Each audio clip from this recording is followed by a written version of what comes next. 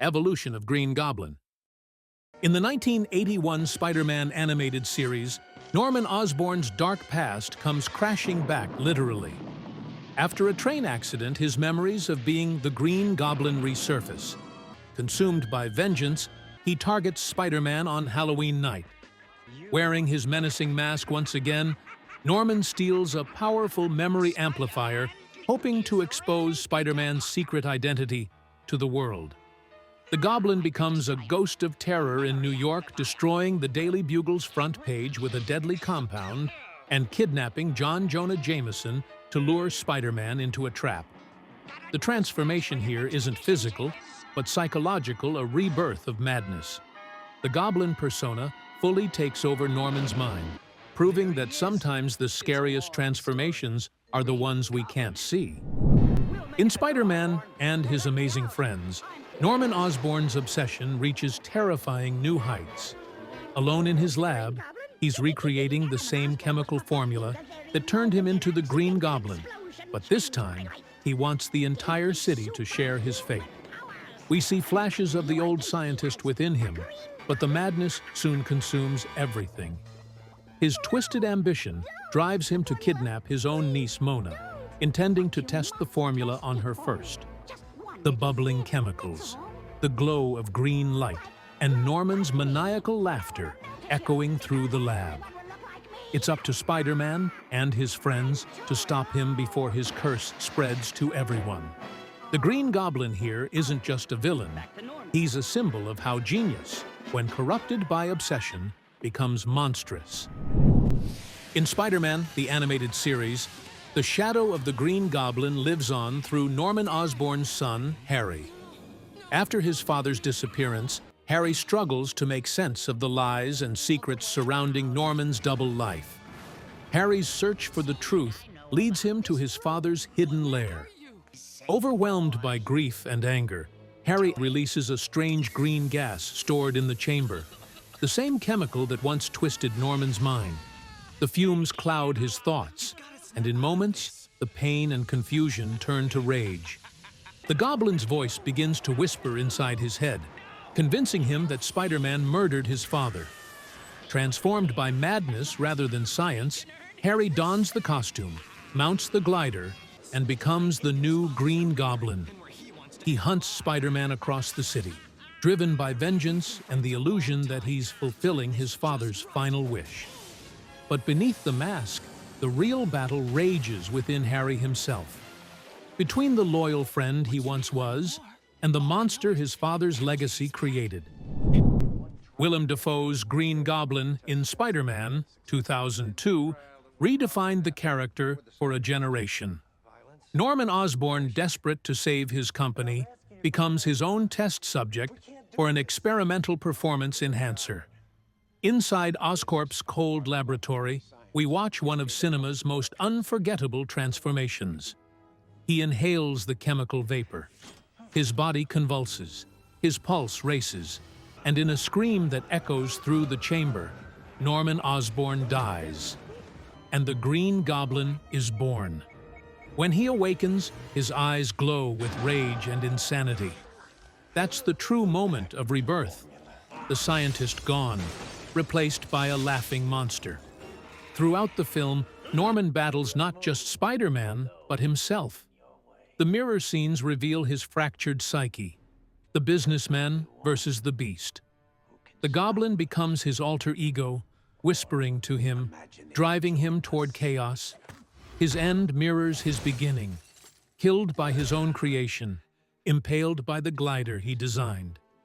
In death, the Goblin's grin remains, a final symbol of the madness that consumed him. In Spider-Man 3, the legacy of the Green Goblin lives on, through Norman's son, Harry Osborn. Haunted by his father's death, Harry becomes consumed with one belief: Spider-Man killed him. His grief turns to anger. His anger turns to obsession. And finally, he decides to continue his father's work. In the hidden Osborn chamber, Harry takes the same dangerous serum that once created the Green Goblin. Gas fills the room, his veins burn, and pain twists his face into rage. When it's over, a new goblin is born, faster, sharper, more modern. He calls himself the New Goblin. Harry strikes hard and fast. His first attack on Peter is brutal. High above the city, two friends become enemies. Blades clash, gliders explode, and the fight ends with Harry crashing into the alley below, his head slamming against a pipe. He survives, but loses his memory. For a time, the darkness fades. Harry remembers nothing of vengeance, only friendship. But memories have a way of returning. When they do, so does the hate. The goblin's voice, his father's voice, echoes once again inside his mind. Yet destiny has one last twist. When Peter faces Venom and Sandman in the final battle, it's Harry who returns. Not as an enemy, but as an ally. Together, the two friends fight side by side, just like before everything fell apart. In the end, Harry gives his life to save Peter. As he dies, the curse of the Osborns finally ends, not with madness, but with redemption. In Ultimate Spider-Man, the Green Goblin is reborn in a new and terrifying form. Norman Osborn isn't just wearing the mask anymore, he becomes the monster. When Dr. Octopus experiments on Spider-Man's DNA, Norman sees an opportunity, believing Peter's mutation is the key to perfection, the next step in human evolution. Driven by obsession, he injects himself with a mutated serum that fuses his own DNA with Spider-Man's. The transformation is horrific. His muscles twist, his skin turns green, and his body mutates into something inhuman. The refined businessman is gone, replaced by a towering creature with claws, glowing eyes, and overwhelming strength. The Green Goblin is no longer hiding behind armor or disguise.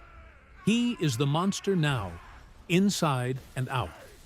He attacks Oscorp, battles Spider-Man, and even turns on Dr. Octopus, the very man who helped create him. Spider-Man tries to reach whatever remains of Norman's humanity, but it's too late. Consumed by madness, the Goblin roars Peter's name as Oscorp burns around him. When the battle ends, the creature disappears into the night, wounded but alive. And Spider-Man realizes that sometimes the worst monsters are the ones who make themselves. Years later, in The Amazing Spider-Man 2, 2014, the story of the Osborn family continues in a different universe. Norman Osborn, now terminally ill, passes the burden of his disease and his empire to his son, Harry. When Harry discovers that he has inherited the same genetic illness, he becomes desperate for a cure and believes Spider-Man's blood might save him. Peter Parker refuses, fearing the unknown effects of mutation. Rejected and deteriorating, Harry injects himself with an unstable experimental serum which mutates his body and drives him insane. His skin turns pale, his hair thins, and his mind fractures under the pain. Using a prototype glider and armor from Oscorp, he becomes the new Green Goblin. In his madness, he kidnaps Gwen Stacy, leading to a fight inside the clock tower. During the struggle, Gwen falls to her death, a tragedy that marks the end of Harry's sanity and changes Peter's life forever. This version of the Goblin represents the destructive legacy of the Osborn family, a curse passed from father to son. Nearly 20 years after his fall, the Green Goblin returns more dangerous than ever. In Spider-Man No Way Home, the multiverse cracks open, and villains from other worlds spill into the MCU, among them Norman Osborn. At first, he's confused and broken, his mind fractured between two identities. Seeking refuge with Aunt May and the young Peter Parker of this universe, Norman begs for help, and for a brief moment, it seems the man might be saved. But the Goblin was never gone. He was only waiting.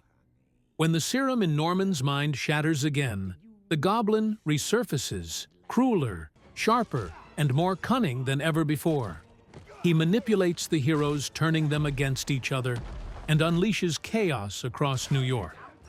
The fight in the apartment is brutal. Every blow feels real, every crash more personal, as Spider-Man faces not just a villain, but the darkness inside one man's soul. When the Goblin kills Aunt May, he destroys Peter's last piece of innocence, pushing him to the edge of vengeance. In the final battle, Peter beats him down, consumed by anger and loss, ready to end it once and for all. But then, he stops. He chooses mercy, the one thing the Goblin could never understand. In that moment, the circle closes. The monster who started Spider-Man's journey becomes the one who tests what truly makes him a hero: his power to forgive.